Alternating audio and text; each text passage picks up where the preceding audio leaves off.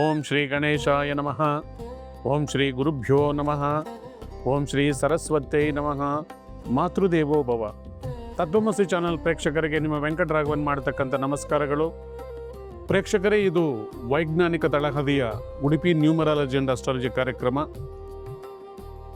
ಪ್ರತಿ ತಿಂಗಳು ನಾವು ಮಾಸಭವಿಷ್ಯವನ್ನು ಮಾಡ್ತಾ ಇದ್ದೀವಿ. ಇವಾಗ ನಾವು 2025 ಮುಕ್ತಾಯ ಮಾಡಿ 2026ಕ್ಕೆ ಕಾಲ ಇಡ್ತಕ್ಕಂಥ ತರುಣದಲ್ಲಿ 2026ರಲ್ಲಿ ವರ್ಷ ಭವಿಷ್ಯ ಯಾವ ಥರ ಇದೆ. ಆ್ಯಕ್ಚುಲಿ ನಮಗೆ ವರ್ಷ ಭವಿಷ್ಯ ಬಂದು ಉಗಾದಿಯಿಂದ ಸ್ಟಾರ್ಟ್ ಆಗುತ್ತೆ. ಉಗಾದಿಯಿಂದ ಉಗಾದಿಗೆ ನಮಗೆ ವರ್ಷ ಭವಿಷ್ಯ ಸ್ಟಾರ್ಟ್ ಆಗುತ್ತೆ. ಆದರೆ ನಾವು ಕ್ಯಾಲೆಂಡರನ್ನು ಜನವರಿಯಿಂದ ಡಿಸೆಂಬರ್ಗೆ ಕ್ಲೋಸ್ ಮಾಡ್ತಾ ಇರೋದ್ರಿಂದ, ಸೊ ಜನವರಿಯಿಂದ ಡಿಸೆಂಬರ್ಗೆ ಗ್ರಹಗಳು ಏನೇನು ಫಲ ಕೊಡ್ತಾ ಇದ್ದಾವೆ, ಯಾವ ರಾಶಿಯಲ್ಲಿ ಯಾವ ಥರ ಇದೆ. ಯೂಶಲಿ ವರ್ಷ ಭವಿಷ್ಯ ಮಾಡುವಾಗ ಮೇಜರ್ ಆಗಿ ಮಂದಗ್ರಹಗಳನ್ನು ನಾವು ಕ್ಯಾಲ್ಕುಲೇಷನಲ್ಲಿ ತಗೊಳ್ತೀವಿ. ಮಂದಗ್ರಹಗಳಂದರೆ ಶನಿ ಭಗವಾನರು, ರಾಹು ಭಗವಾನರು, ಕೇತು ಭಗವಾನರು, ಹಾಗೆ ಗುರು ಭಗವಾನರು. ಈ ಗ್ರಹಗಳು ನಿಧಾನಕ್ಕೆ ಚಲನೆ ಮಾಡ್ತಾ ಇರೋದ್ರಿಂದ ಈ ಗ್ರಹಗಳ ಆಧಾರದ ಮೇಲೆ ಯಾವ ರಾಶಿ ಮೇಲೆ ಯಾವ ಥರ ಪರಿಣಾಮ ಬೀರುತ್ತೆ ಅಂತಕ್ಕಂಥ ವಿಚಾರವನ್ನು ನಾವು ಮಾತಾಡಬೇಕಾಗತ್ತೆ. ಉಳಿದಂಥ ಗ್ರಹಗಳು ಶೀಘ್ರವಾಗಿ ಮೂವ್ ಆಗೋದ್ರಿಂದ ಅದನ್ನು ವರ್ಷ ಭವಿಷ್ಯದಲ್ಲಿ ಇನ್ಕ್ಲೂಡ್ ಮಾಡೋದು ಕಷ್ಟ ಆಗುತ್ತೆ. ಅದರಿಂದ 2026ರಲ್ಲಿ ಮೇಜರ್ ಆಗಿ ಪ್ಲಾನೆಟರಿ ಶಿಫ್ಟ್ ಅನ್ನೋದು ಯಾವ ಥರ ಇದೆ, ಟ್ರಾನ್ಸಿಷನ್ ಯಾವ ಥರ ಇದೆ ಅಂತ ನೋಡ್ಕೊಂಡು ಬರೋಣ ಬನ್ನಿ. ಮೊದಲನೇದಾಗಿ ಶನಿ ಭಗವಾನರು ಯಥಾಸ್ಥಿತಿ ಅವರು 2026 ಪೂರ್ತಿಯಾಗಿ ಮೀನ ರಾಶಿಯಲ್ಲಿದ್ದಾರೆ. ಆದರೆ ಜುಲೈ 27ನೇ ತಾರೀಕು 138 ದಿನಗಳ ಕಾಲ ವಕ್ರವಾಗಿ ಜರ್ನಿ ಮಾಡ್ತಾ ಇದ್ದಾರೆ. ಆಲ್ಮೋಸ್ಟ್ ಅಲ್ಲಿ ಡಿಸೆಂಬರ್ 11ನೇ ತಾರೀಕುವರೆಗೂ ಅವರು ವಕ್ರವಾಗಿದ್ದು ಆಮೇಲೆ ರುಜುಗತೆಗೆ ಬರ್ತಾರೆ. ಗುರು ಭಗವಾನರು ಮೇಜರ್ ಆಗಿ ಸಾಕಷ್ಟು ಗ್ರಹಗಳ ಒಂದು ಪರಿಧಿಯಲ್ಲಿ ಸಾಕಷ್ಟು ರಾಶಿಗಳನ್ನು ಬದಲಾವಣೆ ಮಾಡ್ತಾರೆ. ವಿಶೇಷವಾಗಿ 2026ರಲ್ಲಿ 3 ರಾಶಿಗಳನ್ನು ಬದಲಾವಣೆ ಮಾಡ್ತಾ ಇದ್ದಾರೆ. ಜೂನ್ 2ನೇ ತಾರೀಕುವರೆಗೂ ಮಿಥುನ ರಾಶಿಯಲ್ಲಿದ್ದು, ತದನಂತರ ಜೂನ್ 2ರಿಂದ ಅಕ್ಟೋಬರ್ 31ರವರೆಗೂ ಕರ್ಕಾಟಕ ರಾಶಿಯಲ್ಲಿ ಜರ್ನಿ ಮಾಡ್ತಾ ಇದ್ದಾರೆ. ಕರ್ಕಾಟಕ ರಾಶಿಯಲ್ಲಿ ಉಚ್ಚರಾಗಿರ್ತಾರೆ. ಆನಂತರ 31 ಅಕ್ಟೋಬರಿಂದ ಸಿಂಹ ರಾಶಿಗೆ ಪ್ರಯಾಣ ಬೆಳೆಸ್ತಾ ಇದ್ದಾರೆ. ರಾಹುಕೇತುಗಳು ಯಥಾಸ್ಥಿತಿ ಕಾಯ್ದುಕೊಂಡಿದ್ದು ಕುಂಭರಾಶಿಯಲ್ಲಿ ಡಿಸೆಂಬರ್ 5ನೇ ತಾರೀಕುವರೆಗೂ ರಾಹು ಭಗವಾನರಿದ್ದರೆ, ಸಿಂಹರಾಶಿಯಲ್ಲಿ ಕೇತು ಭಗವಾನರು ಡಿಸೆಂಬರ್ 5ನೇ ತಾರೀಕುವರೆಗೂ ಇದ್ದಾರೆ. ಇದು ಗ್ರಹಗಳ ಒಂದು ಮೂಮೆಂಟು. ಕರ್ಕಾಟಕ ರಾಶಿಯವರಿಗೆ 2025ರಲ್ಲೂ ಕೂಡ ಸ್ವಲ್ಪ ಒದ್ದಾಡಿದ್ರಿ ನೀವು. ಆಲ್ಮೋಸ್ಟ್ ಅಲ್ಲೂ 2026ರಲ್ಲೂ ಕೂಡ ಸ್ಟೇಟಸ್ ಕೋ ಇದೆ. ಅಂದರೆ 2026ರಲ್ಲಿ ಯಾವ ಥರ ಇತ್ತು 2026, 25 ಒಂದೇ ಥರ ಇದೆ ನಿಮಗೆ. ಇಲ್ಲಿ ಒಂದೇನೆಂದರೆ ಸೂರ್ಯನ ವರ್ಷ ಆಗಿರೋದ್ರಿಂದ 2026 ಸೂರ್ಯ ಭಗವಾನರ ನಂಬರ್ 1 ಆಗಿರೋದ್ರಿಂದ, ಸೂರ್ಯ ನಿಮಗೆ ಸ್ನೇಹಿತ ಗ್ರಹ ಆಗಿರೋದ್ರಿಂದ ಸ್ವಲ್ಪ ಎಫರ್ಟ್ಸಿಂದ ಜಯವನ್ನು ಕೊಡ್ತಕ್ಕಂಥದ್ದು. ಶನಿ ಭಗವಾನರು ಭಾಗ್ಯಸ್ಥಾನದಲ್ಲಿದ್ದಾರೆ, ಅಷ್ಟಮದಲ್ಲಿ ರಾಹು ಇದ್ದಾರೆ. ಈ 2 ಗ್ರಹಗಳು ಕೂಡ ನಿಮಗೆ ಸ್ವಲ್ಪ ದುಃಖವನ್ನೇ ಕೊಡ್ತಾ ಇದೆ, ಸ್ವಲ್ಪ ಡಿಸ್ಟರ್ಬೆನ್ಸ್ ಇರುತ್ತೆ. ಗುರು ಭಗವಾನರು ವ್ಯಯಸ್ಥಾನದಲ್ಲಿದ್ದಾರೆ ಜೂನ್ 2ನೇ ತಾರೀಕುವರೆಗೂ. ಆಮೇಲೆ ನಿಮ್ಮ ರಾಶಿಗೆ ಬಂದು ಅಕ್ಟೋಬರ್ 31ನೇ ತಾರೀಕು ನಿಮ್ಮ ರಾಶಿಯಲ್ಲಿರ್ತಾರೆ. ವ್ಯಯಸ್ಥಾನದಲ್ಲಿದ್ದರೂ ನಿಮ್ಮ ರಾಶಿಯಲ್ಲಿದ್ದರೂ ಕೂಡ ಎಕ್ಸ್ಪೆಂಡಿಚರ್ಸ್ ಮಾತ್ರ ಕಟ್ಟಿಟ್ಟು ಬುದ್ಧಿ. ಎಕ್ಸ್ಪೆಂಡಿಚರ್ಸ್ ಬಗ್ಗೆ ಗಮನ ಇರಲಿ. ಸೇವಿಂಗ್ಸ್ ಬಗ್ಗೆ ಯಾವಾಗಲೂ ಕೂಡ ಮನಸ್ಸಿರಬೇಕು. ನಿಮ್ಮ ಸಂಪಾದನೆಯಲ್ಲೇ 50, 30, 20 ಅಂತ ಭಾಗಗಳು ಮಾಡಬೇಕು. 50% should go to the family expenditures. 30% ಯಾವಾಗಲೂ ನಿಮಗೆ ಸೇವಿಂಗ್ಸ್ ಹೋಗಬೇಕು. 20% ದಾನ ಧರ್ಮ ಎಂಟರ್ಟೈನ್ಮೆಂಟ್ ಇಂಥದಕ್ಕೆ ನೀವು ಯೂಸ್ ಮಾಡ್ಕೋಬೋದು. ಸೇವಿಂಗ್ಸ್ ಇಲ್ಲ ಅಂದರೆ ಜೀವನ ಕಷ್ಟ ಆಗುತ್ತೆ. ನೋಡಿದ್ರೆ ಕರೋನಾ ಟೈಮಲ್ಲಿ ನಮಗೆ ಪಾಠ ಹೇಳ್ಕೊಟ್ಟಂಥ ಗುರುಗಳು ಕೂಡ ತರಕಾರಿ ಮಾರೋ ಥರ ಪರಿಸ್ಥಿತಿ ಬಂದಿತ್ತು. ಯಾಕಂದರೆ ಸೇವಿಂಗ್ಸ್ ಮಾಡಿ, ನಾವು ಅರ್ನ್ ಮಾಡುವಾಗ ಸೇವಿಂಗ್ಸ್ ಹೋಗಬೇಕು. ಎಲ್ಲಿ ಖರ್ಚು ಮಾಡಬೇಕು ಅಲ್ಲಿ ಖರ್ಚು ಮಾಡಬೇಕು. ಸಾಧ್ಯವಿರೋ ಕಡೆ ಎಲ್ಲ ಕೂಡ ದುಡ್ಡನ್ನು ಉಳಿತಾಯ ಮಾಡಿ ಸೇವಿಂಗ್ಸ್ ಮಾಡಿದ್ರೆ ಅದು ನಾಳೆ ನಿಮ್ಮನ್ನು ಕಾಪಾಡುತ್ತೆ. ತುಂಬ ಎಮೋಷ್ನಲ್ ಅಟ್ಯಾಚ್ಮೆಂಟ್ ಬೇಡ. ಧೈರ್ಯವಾಗಿರಿ. 2026ರಲ್ಲಿ ಸೂರ್ಯ ಭಗವಾನರು ನಿಮಗೆ ಸಪೋರ್ಟ್ ಮಾಡ್ತಾ ಇದ್ದಾರೆ. ಸೂರ್ಯನಿಂದ ಬರ್ತಕ್ಕಂಥ ಎನರ್ಜಿಯನ್ನು ನೀವು ತಗೊಂಡು ಅದನ್ನು ಧೈರ್ಯವಾಗಿ ಮುಂದುವರಿಯಿರಿ. ಕೇತು ಭಗವಾನರು ಯಥಾಸ್ಥಿತಿ ಈ ವರ್ಷ ಪೂರ್ತಿ ಡಿಸೆಂಬರ್ 5ನೇ ತಾರೀಕುವರೆಗೂ ಕೂಡ ನಿಮಗೆ ಧನಸ್ಥಾನದಲ್ಲಿದ್ದಾರೆ. ಕೇತು ಭಗವಾನರು ಧನಸ್ಥಾನದಲ್ಲಿದ್ದಾರೆ ಅಂದರೆ ಬರೋ ಮನೆಗೆ ಅಡಚಣೆಗಳು ಇರ್ತವೆ. ಅದರಿಂದ ಆಚೆ ಬರಬೇಕಂತ ಹೇಳಿದ್ರೆ ಕನಕದಾರ ಸ್ತೋತ್ರ, ಪ್ರತಿನಿತ್ಯ ಲಕ್ಷ್ಮೀ ಆರಾಧನೆ ಮಾಡ್ತಕ್ಕಂಥದ್ದು, ದಕ್ಷಿಣಾಮೂರ್ತಿ ಆರಾಧನೆ ಮಾಡ್ತಕ್ಕಂಥದ್ರಿಂದ ಸ್ವಲ್ಪ ಕಷ್ಟಗಳನ್ನು ಕಮ್ಮಿ ಮಾಡಿಕೊಂಡು ಈ ವರ್ಷದಲ್ಲಿ ಜಯ ಪಡ್ಕೊಳ್ಬೋದು. ಅಕ್ಟೋಬರ್ 31 ಆದಮೇಲೆ ನಿಮಗೆ ಗುರು ಭಗವಾನರು ಧನಸ್ಥಾನಕ್ಕೆ ಬಂದು ಈ ವರ್ಷದಲ್ಲಿ ಪೂರ್ತಿ ನೀವು ಪಟ್ಟಂಥ 2026ರಲ್ಲಿ ಪಟ್ಟಂಥ ಕಷ್ಟವನ್ನು ಅದನ್ನು ನೀಗಿಸ್ಲಿಕ್ಕಾಗಿ ನಿಮಗೆ ಧನಸ್ಥಾನಕ್ಕೆ ಬರ್ತಾ ಇದ್ದಾರೆ. ಆವಾಗ ಒಟ್ಟಿಗೆ ಕೆಲಸ ಕಾರ್ಯಗಳು ಬ್ಯುಸಿಯೇ ಆಗಿಬಿಡ್ತವೆ, ಬೇರೆ ಬೇರೆ ಮೂಲಗಳಿಂದ ದುಡ್ಡು ಬರೋಕ್ಕೆ ಸ್ಟಾರ್ಟ್ ಆಗುತ್ತೆ. ಸೊ ಅದಕ್ಕಾಗಿ ಕಷ್ಟ ಬಂದಾಗ ಸಂಯಮದಿಂದ ಇರಬೇಕು, ಭಕ್ತಿ ಮಾರ್ಗದಲ್ಲಿ ಹೋಗಬೇಕು. ಸೊ ಧೈರ್ಯ ಒಂದು ನಿಮ್ಮನ್ನು ಚೆನ್ನಾಗಿ ಕಾಪಾಡುತ್ತೆ. ಭಗವಂತನ ಕೃಪೆ ನಿಮ್ಮ ಮೇಲೆ ಯಾವಾಗಲೂ ಇರಬೇಕಂದ್ರೆ ಶನಿ ಭಗವಾನರನ್ನು ಆರಾಧನೆ ಮಾಡ್ತಾ ಬನ್ನಿ. ರಾಹು ಭಗವಾನರ ಕೃಪೆಗಾಗಿ ದುರ್ಗಾ ಸ್ತೋತ್ರವನ್ನು ಓದ್ಕೊತ ಬನ್ನಿ. ಮತ್ತು ಹಾಗೆ ದಕ್ಷಿಣಾಮೂರ್ತಿ ಸ್ತೋತ್ರವನ್ನು ಬಿಡದಿರ ಮಾಡಿ ರಾಯರ ಮಠಕ್ಕೆ ವರ್ಷಕ್ಕೊಂದ್ಸರ್ತಿ ಆದರೂ ಹೋಗ್ತಾ ಬನ್ನಿ. ಕೇತು ಭಗವಾನರನ್ನು ಉಳಿಸ್ಕೋಬೇಕಂದ್ರೆ ಗಣಪತಿ ಗಣಪತಿ ಗಣಪತಿ ಬೆಳಗ್ಗೆ ಎದ್ದರಿಂದ ಸಂಜೆವರೆಗೂ ಕೂಡ ಗಣಪತಿ ಧ್ಯಾನ ಮಾಡ್ತಾ ಬನ್ನಿ. ಎಲ್ಲ ಕೆಲಸ ಕಾರ್ಯಗಳಿಗೆ ಮೊದಲು ಆದ್ಯ ದೇವರು ಗಣಪತಿ ಆಗಿರೋದ್ರಿಂದ ಗಣಪತಿ ಆರಾಧನೆ ನಿಮಗೆ ತುಂಬ ಶ್ರೇಷ್ಠವಾಗಿರುತ್ತೆ. ಮತ್ತು ಕೆಲವು ನಾವು ನ್ಯೂಮರಾಲಜಿ ಪ್ರಕಾರ ಜ್ಯೋತಿಷ್ಯವನ್ನು ತಿಳ್ಕೊಳ್ಳೋಣ. ನ್ಯೂಮರಾಲಜಿಯಲ್ಲಿ ಗ್ರಹಗಳೇನು, ನಾವು 2026 ಅಂದರೆ 2026 ಟೋಟಲ್ ಮಾಡಿದರೆ ಬರ್ತಕ್ಕಂಥದ್ದು 1ನೇ ಸಂಖ್ಯೆ. 1ನೇ ಸಂಖ್ಯೆಗೆ ಅಧಿಪತಿ ಬಂದು ಸೂರ್ಯ ಭಗವಾನರು. ಹೋದ ವರ್ಷ 2025ರಲ್ಲಿ ಕುಜರ ಅಧೀನದಲ್ಲಿತ್ತು. 2025 ಅಂದರೆ ಟೋಟಲ್ 9ನೇ ಸಂಖ್ಯೆ. 9 ಅಂದರೆ ಅಗ್ನಿ ಸಂಖ್ಯೆಯಾಗಿತ್ತು, ಕ್ಷತ್ರಿಯ ಸಂಖ್ಯೆ ಆಗಿತ್ತು. ಕುಜ ಬಂದು ಯುದ್ಧವನ್ನು ರೆಪ್ರೆಸೆಂಟ್ ಮಾಡ್ತಕ್ಕಂಥ ಗ್ರಹ ಆಗಿರೋದ್ರಿಂದ ಪ್ರಪಂಚದಾದ್ಯಂತ ನಾವು ಯುದ್ಧಗಳನ್ನು ನೋಡಿದ್ದೀವಿ. ನಮ್ಮ ದೇಶದಲ್ಲೂ ಕೂಡ ಆ ಥರದ ಒಂದು ಸಂದರ್ಭ ಬಂದು ಹೋಯಿತು. ಸೊ ಈ ಕೆಲವು ಯುದ್ಧಗಳು ನಿಂತು ಹೋಗಿದ್ವು, ಇನ್ನು ಕೆಲವು ಯುದ್ಧಗಳು ನಡೀತಾನೆ ಇದ್ದಾವೆ. ಓವರಾಗಿ ಕುಜನ ಪ್ರಭಾವದಿಂದ, ಅಗ್ನಿತತ್ವದ ಪ್ರಭಾವದಿಂದ ಪ್ರಪಂಚದಾದ್ಯಂತ ಸಾಕಷ್ಟು ಕಡೆ ಅಗ್ನಿ ಅನಾಹುತಗಳು ನಡೆದು, ಅಮೇರಿಕದಲ್ಲಿ ಒಂದು ದೊಡ್ಡ ಫಾರೆಸ್ಟ್ ಸುಟ್ಟೋಯ್ತು. ಸಾಕಷ್ಟು ಅಗ್ನಿ ಅವಘಡಗಳು ನಡೆದಂಥ ವರ್ಷ 2025. ಮತ್ತು ರಾಜಕೀಯದಲ್ಲಿ ಸಾಕಷ್ಟು ಬದಲಾವಣೆಗಳನ್ನು ತಂದುಕೊಡ್ತು. ಅದೇ ರೀತಿ ಈ ವರ್ಷ 2026ರಲ್ಲಿ ಸೂರ್ಯ ಭಗವಾನರ ಅಧಿಪತಿ ಆಗಿರೋದ್ರಿಂದ ಸೂರ್ಯ ಬಂದು ಅಗ್ನಿ ತತ್ವ. ಈ ವರ್ಷದಲ್ಲಿ ಕೂಡ ಅಗ್ನಿ ಅನಾಹುತಗಳು ನಡೀತವೆ.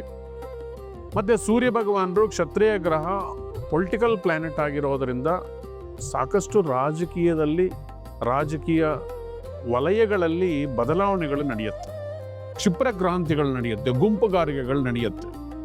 ಅಧಿಕಾರ ಇರೋರು ಕಳ್ಕೊಳ್ತಾರೆ, ಅಧಿಕಾರಕ್ಕಾಗಿ ಪ್ರಯತ್ನ ಪಡ್ತಾ ಇರೋರು ಅಧಿಕಾರವನ್ನು ಪಡ್ಕೊಳ್ತಾರೆ. ಸರ್ಕಾರದ ನೌಕರಿಗೆ ಒಳ್ಳೆ ಜಯ ಇರತಕ್ಕಂಥ ವರ್ಷ. ಸರ್ಕಾರ ಸೇವೆ ಮಾಡ್ತಕ್ಕಂಥವ್ರು, ಪಬ್ಲಿಕ್ ಸರ್ವಿಸಲ್ಲಿ ಇರ್ತಕ್ಕಂಥವ್ರು, ಬ್ಯಾಂಕಿಂಗ್ ಸೆಕ್ಟರಲ್ಲಿ ಇರ್ತಕ್ಕಂಥವ್ರಿಗೆಲ್ಲ ಕೂಡ ಸೂರ್ಯ ಭಗವಾನರ ಅನುಕೂಲ ತುಂಬ ಚೆನ್ನಾಗಿರುತ್ತೆ. ಹಾಗಾದರೆ ಈ 1ನೇ ನಂಬರಲ್ಲಿ ಬರ್ತಕ್ಕಂಥ 2026ನೇ ವರ್ಷ 1 ನಂಬರ್ ಆಗಿರೋದ್ರಿಂದ ಈ 1 ನಂಬರ್ ಯಾರ್ಯಾರಿಗೆ ಅನುಕೂಲವಾಗಿದೆ? ಯಾರು ಬರ್ತ್ ನಂಬರು 1, 10, 19, 28 ಆಗಿದೆಯೋ ಅವ್ರಿಗಿದು ಎಕ್ಸಲೆಂಟ್ ಇಯರ್. ಲಾಸ್ಟ್ ಇಯರ್ ಕೂಡ 50% ರಿಸಲ್ಟ್ಸ್ ಇತ್ತು ನಿಮಗೆ. ಈ ವರ್ಷಕ್ಕೆ 100ಕ್ಕೆ 100 ಭಾಗ ರಿಸಲ್ಟ್ಸನ್ನು ನೀವು ಅನುಭವಿಸ್ತೀರಿ. ಸೊ ಈ 1ನೇ ಸಂಖ್ಯೆಯವರು ಇನ್ನೂ ಹೆಚ್ಚಿನ ಫಲಗಳು ಪಡ್ಕೋಬೇಕಂದ್ರೆ ಏನು ಮಾಡಬೇಕಂದ್ರೆ ಆದಿತ್ಯ ಹೃದಯ ಓದಬೇಕು, ಸೂರ್ಯ ಭಗವಾನರನ್ನು ಆರಾಧನೆ ಮಾಡಬೇಕು, ಸೂರ್ಯವಂಶಿ ಆಗಿರ್ತಕ್ಕಂಥ ಶ್ರೀರಾಮಚಂದ್ರನನ್ನು ಆರಾಧನೆ ಮಾಡಬೇಕು.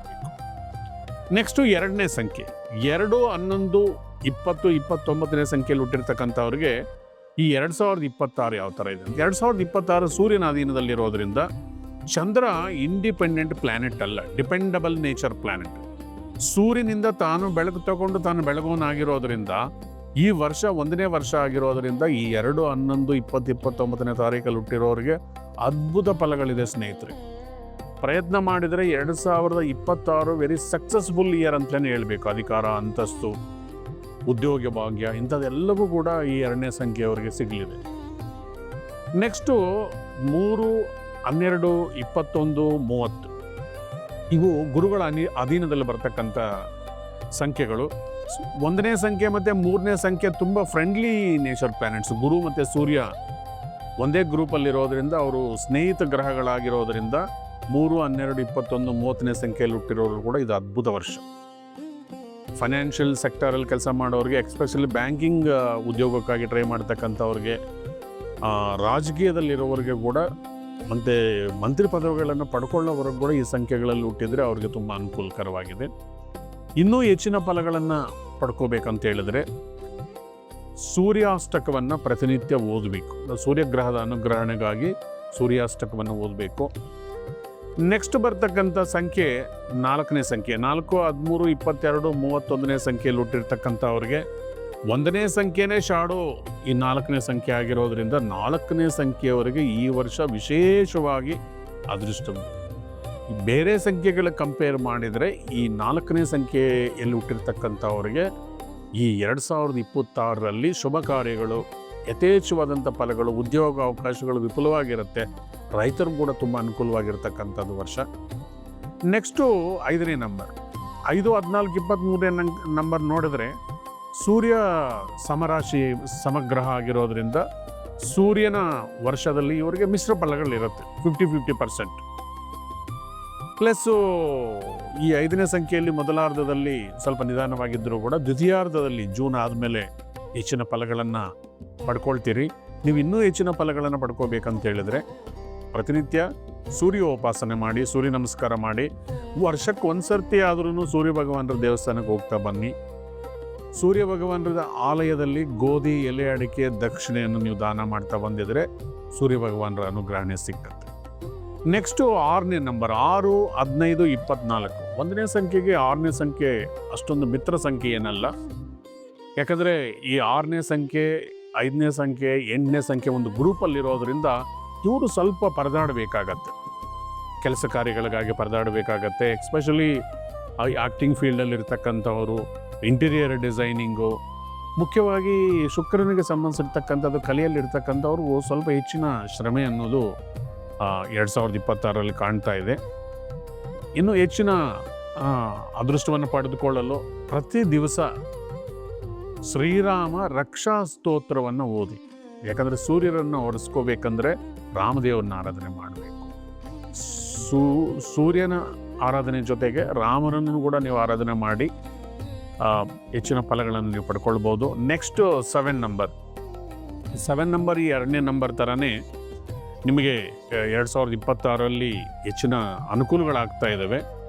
ಆದರೆ ಈ 7ನೇ ಸಂಖ್ಯೆ 7 ಬೀಳಿನ ಸಂಖ್ಯೆ ಆಗಿರೋದ್ರಿಂದ ಸ್ವಲ್ಪ ಕುಟುಂಬ, ಸಂತಾನ ಇಂಥ ವಿಚಾರದಲ್ಲಿ ಸ್ವಲ್ಪ ಜಾಗ್ರತೆ ವಹಿಸಿದರೆ 2026ರಲ್ಲಿ ಸೂರ್ಯರ ಅನುಗ್ರಹಣೆ ನಿಮ್ಮ ಮೇಲೆ ಪೂರ್ಣವಾಗಿದೆ. ಚಂದ್ರನ ಥರನೇ ನಿಮ್ಮ ಕೇತು ಗ್ರಹ 7, 16, 25ನೇ ಸಂಖ್ಯೆಯಲ್ಲಿ ಕೂಡ ಶುಭ ಕಾರ್ಯಗಳು, ಜಾಬ್ ರಿಲೇಟೆಡ್ಡು ಇತ್ಯಾದಿಯಾಗಿ ಒಳ್ಳೆಯ ಅವಕಾಶಗಳನ್ನು ನೀವು ಪಡ್ಕೊಳ್ಳೋದಕ್ಕೆ ಮುಂಚೂಣಿಯಲ್ಲಿದ್ದೀರಿ. ನೀವು ಇನ್ನೂ ಹೆಚ್ಚಿನ ಫಲಗಳನ್ನು ಪಡ್ಕೋಬೇಕಂತ ಹೇಳಿದ್ರೆ ಪ್ರತಿ ದಿವಸ ಸೂರ್ಯೋಪಾಸನೆ ಮಾಡಿ, ಸೂರ್ಯದೇವರಿಗೆ ಅರ್ಘ್ಯ ಕೊಡುವಾಗ ಸ್ವಲ್ಪ ಬೆಲ್ಲ ಹಾಕಿ ಅರ್ಘ್ಯವನ್ನು ಕೊಡ್ತಾ ಬಂದಿದ್ರೆ ಸೂರ್ಯದೇವರ ಅನುಗ್ರಹಣೆ ಸಿಕ್ಕಿ ನೀವು ಹೆಚ್ಚಿನ ಫಲಗಳನ್ನು ಪಡ್ಕೊಳ್ತೀರಿ. Next 8ನೇ number. 2025ರಲ್ಲಿ ಕೂಡ 8ನೇ ನಂಬರ್ ಸ್ವಲ್ಪ ಪರದಾಡಿದೆ. 2026ರಲ್ಲಿ ಕೂಡ ಸೂರ್ಯರ ಪ್ರಭಾವದಿಂದ ಸೂರ್ಯ ಮತ್ತು 1 ಮತ್ತು 8ನೇ ನಂಬರ್ ಆಪೋಸಿಟ್ ನಂಬರ್ಸ್ ಆಗಿರೋದ್ರಿಂದ ನೀವು ಇಲ್ಲಿ ಮಾಡಬೇಕಾಗಿರೋದು ಹಾರ್ಡ್ ವರ್ಕ್. ಯಾವುದನ್ನು ಕೂಡ ಪೋಸ್ಟ್ಪೋನ್ಮೆಂಟ್ ಮಾಡ್ಕೊಳ್ದಿರ ಟೈಮ್ಗೆ ಆ ಕೆಲಸ ಕಾರ್ಯಗಳನ್ನು ಮುಗಿಸ್ಕೊಂಡು ಶ್ರದ್ಧಾ ಭಕ್ತಿಯಿಂದ ಇದ್ದರೆ ಕೂಡ ಡೆಫಿನೆಟ್ ಆಗಿ ನಿಮಗೆ 2026ರಲ್ಲಿ ಜಯ ಸಿಕ್ಕತ್ತೆ. ಕಾಶಿಯಸ್ ಆಗಿರಿ, ಪರ್ಚೇಸಿಂಗು, ಸೆಲ್ಲಿಂಗಲ್ಲಿ ವಿಚಾರದಲ್ಲಿ ಕಾಶಿಯಸ್ ಆಗಿದ್ದರೆ ಈ 8ನೇ ಸಂಖ್ಯೆಯವ್ರಿಗೆ ಒಳ್ಳೆಯದು. ಉಳಿದಂಗೆ 9ನೇ ಸಂಖ್ಯೆಯವರು ಲಾಸ್ಟ್ ಇಯರ್ ಕೂಡ ಒಳ್ಳೆ ರಾಜಯೋಗಗಳನ್ನು ಅನುಭವಿಸಿದ್ರಿ 2025ರಲ್ಲಿ. ಈಗೇನು ಮತ್ತೆ ಈ ವರ್ಷ ಕೂಡ ಅಗ್ನಿತತ್ವದ ವರ್ಷ, ಸೂರ್ಯನ ನಂಬರಲ್ಲಿರೋದ್ರಿಂದ 9, 18, 27ನೇ ಸಂಖ್ಯೆಯಲ್ಲಿ ಹುಟ್ಟಿರೋರು ಕೂಡ ಸುನಾಯಾಸವಾಗಿ ಜಯಗಳನ್ನು ಪಡ್ಕೊಳ್ತೀರಿ. ನಿಮ್ಮ ಅಭಿಮಾನಿ ದೇವತೆ ಕುಜರ ಜೊತೆಗೆ ಸೂರ್ಯೋಪಾಸನೆಯನ್ನು ಮಾಡ್ತಾ ಬನ್ನಿ. ಸೂರ್ಯರಿಗೆ ಅರ್ಘ್ಯವನ್ನು ಕೊಡ್ತಕ್ಕಂಥದ್ದು, ಧರ್ಮ ಮಾರ್ಗದಲ್ಲಿ ಹೋಗ್ತಾ ಬಂದು ಕೋಪವನ್ನು ಕಂಟ್ರೋಲ್ ಮಾಡಿಕೊಂಡಿದ್ರೆ ನಿಮಗೆ ತುಂಬ ಚೆನ್ನಾಗಿದೆ. ಸೊ ಏನಂದರೆ ಈಗ ನಮ್ಮ ನಾಡಿನಲ್ಲಿ ಭಕ್ತಿ ವಿಶೇಷವಾಗಿ ಬೆಳೀತಾ ಇದೆ. ಇದೊಂದು ಒಳ್ಳೆಯ ವಿಚಾರ. ಯಾಕಂದರೆ ಭಗವಂತನನ್ನು ಒಲಿಸ್ಕೋಬೇಕಂದ್ರೆ ಭಕ್ತಿ ಬೇಕು. ನೀವು ಯಾವ ದೇವಸ್ಥಾನಕ್ಕೆ ಹೋಗ್ಬೇಕಂದ್ರೂ ಕೂಡ ದೇವಸ್ಥಾನಗಳು ಕ್ಯೂ ಇರ್ತವೆ. ದೇವಸ್ಥಾನಕ್ಕೆ ಹೋಗೋ ಎಲ್ಲ ಬಸ್ಸುಗಳು ರಶ್ ಇರ್ತವೆ. ಅಂದರೆ ಜನರಲ್ಲಿ ಭಯ ಭಕ್ತಿ ಜಾಸ್ತಿ ಆಗಿದೆ. ಒಂದು ವೇಳೆ ನಾವು ಬೇಗ ದರ್ಶನ ಮಾಡ್ಕೋಬೇಕಂದ್ರೆ ನಾವು ಟಿಕೆಟ್ ತೊಗೊಂಡೇ ಹೋಗಿದ್ರು ಕೂಡ ಡಿಲೇ ಆಗ್ತಕ್ಕಂಥ ಸಂದರ್ಭ ನಡೀತಾ ಇದೆ. ಅಂದರೆ ಜನರಲ್ಲಿ ಅಷ್ಟೊಂದು ಭಕ್ತಿ ಇದೆ. ಆದರೆ ಭಕ್ತಿ ಜೊತೆಗೆ ನೀವು ಧರ್ಮವನ್ನು ಮಿಕ್ಸ್ ಮಾಡಿದ್ರೇ ಭಕ್ತಿ ಫಲ ಕೊಡುತ್ತೆ. ಎಲ್ಲರಿಗೂ ಭಕ್ತಿ ಇದೆ, ಆದರೆ ಧರ್ಮ ಮಾರ್ಗವನ್ನು ಕೂಡ ನಾವು ಅನುಸರಿಸಬೇಕು. ಭಕ್ತಿ ಭಯ ಇದರ ಜೊತೆಗೆ ನಾವು ಧರ್ಮವನ್ನು ಅಳವಡಿಸ್ಕೊಂಡು ದಯೆ ಧರ್ಮ ಇಂಥದನ್ನು ನಾವು ಸೇರಿಸ್ಕೊಂಡಿದ್ರೆ ನಿಮ್ಮ ಭಕ್ತಿಗೆ ಒಂದು ಬೆಲೆ ಬಂದು ಭಗವಂತನ ಆಶೀರ್ವಾದ ನಿಮಗೆ 100ಕ್ಕೆ 100 ಭಾಗ ಸಿಕ್ಕಿ ನೀವು ತುಂಬ ಸಂತೋಷವಾಗಿರ್ತೀರಿ. ಮತ್ತು ಈ 2026 ಎಲ್ಲರಿಗೂ ಶ್ರೀಕೃಷ್ಣ ಭಗವಾನರು ಆಯುರ ಆರೋಗ್ಯ ಐಶ್ವರ್ಯವನ್ನು ಕೊಟ್ಟು ನಿಮ್ಮನ್ನು ಕಾಪಾಡಬೇಕು ಅಂತ ನಾನು ಪ್ರಾರ್ಥನೆ ಮಾಡ್ತಾ ಈ ಕಾರ್ಯಕ್ರಮವನ್ನು ಮುಕ್ತಾಯ ಮಾಡ್ತಾ ಇದ್ದೀನಿ. ಧನ್ಯವಾದಗಳು.